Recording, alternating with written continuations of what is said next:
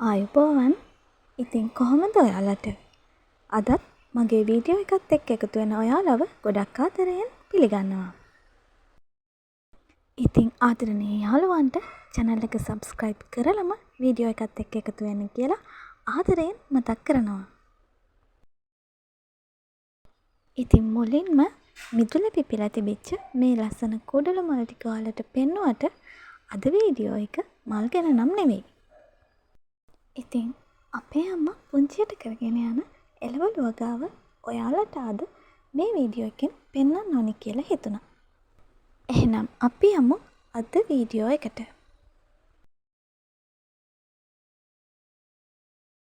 ඉතින් එළවලු වගාවෙන් ගෙවත්ත සරු කරගන්න කැමති ඔයාට තමයි අද මේ වීඩියෝ එක.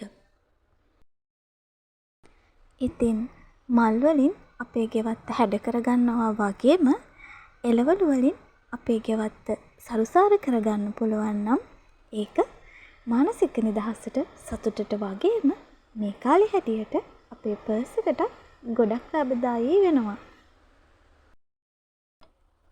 ඉතින් අඩු ඉඩකඩක වුණත් අඩු වියදමින් අපිට අවශ්‍ය එළවලු ටික අපේ ගෙවත්තෙම වගා කරගන්න පුළුවන් නම් අපිට පෝෂ්‍යදායී ආහාර වේලක් ලබා ගන්න ඒක කොයිතරම් නම් වටිනවද? ඉතින් ඔයා පුංචියට හරි ගෙවතු වගාව කරනවා නම් මේ වීඩියෝ එක ඔයාට පුංචි හරි අදහස් කීපයක් එකතු කරගන්න වටීවි කියලා මම හිතනවා.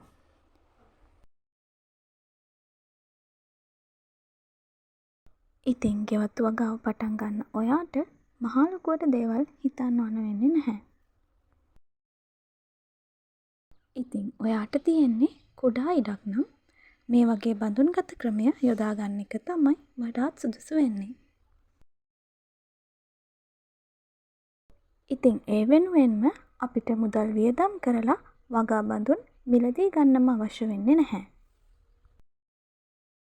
ඉතින් ඒ වෙනුවට අපිට භාවිතා කරන්න පුළුවන් අපේ නිවසින් ඉවත් කරන භාවිතා කළ නොහැකි ප්ලාස්ටික් කෝප්ප, බේසම්, වට්ටි වගේ විවිධ ද්‍රව්‍ය මේ වෙනුවෙන් අපිට පාවිච්චි කරන්න පුළුවන්.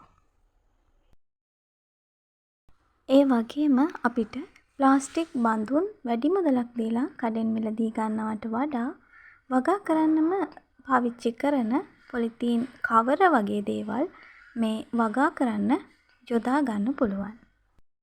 ඒ වගේම අපේ නිවසින් ඉවත් කරන විවිධ පොලිතීන් කවර මේ වගා කරන්නත් අපිට යොදා ගන්න පුළුවන්.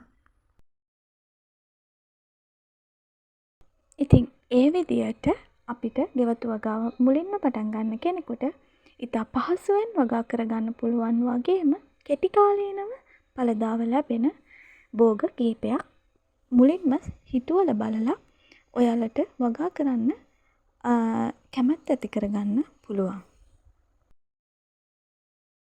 ඉතින් මේ විදියට බඳුන්ගත ක්‍රමයට වගේම ඉඩකඩ තියෙන විදිය අනුව අපිට විවිධ පැළ බිම හිටවා ගන්නත් හැකියාව තියෙනවා. ඉතින් අපි මේ ගෙවතු වගාවක් විදියට කරන නිසා අපිට රසායනික පොහොර භාවිතා කිරීම පුළුවන් තරම් අඩු කරලා ගොම පොහොර නිවසේදීම හදා ගන්න පුළුවන් කොම්පෝස්ට් වගේ දේවල් මේ සඳහා පාවිච්චි කරනවා නම් මං හිතන්නේ ගොඩාක්ම සෞඛ්‍යවත් විදියට අපිට මේ ඵලදාව අපේ ආහාර වලට එකතු කරගන්න පුළුවන්කම ලැබේවි. එහෙනම් ඔයාලත් ගෙවතු වගාව පටන් ගන්න ආසාවෙන් ඉන්නවා නම් මේ වීඩියෝ එක ඔයාලටත් වැදගත් වේවි කියලා හිතන නිසා වීඩියෝ එක අවසන් වෙනකම් බලන්න කියලා ආරාධනා කරනවා. ඉතින් වීඩියෝ එක අවසන් වෙනකම් බලලා ඔයාලගේ අදහසුත් පහලින් කමෙන්ට් එකක් විදියට දාන්න අමතක කරන්න එපා.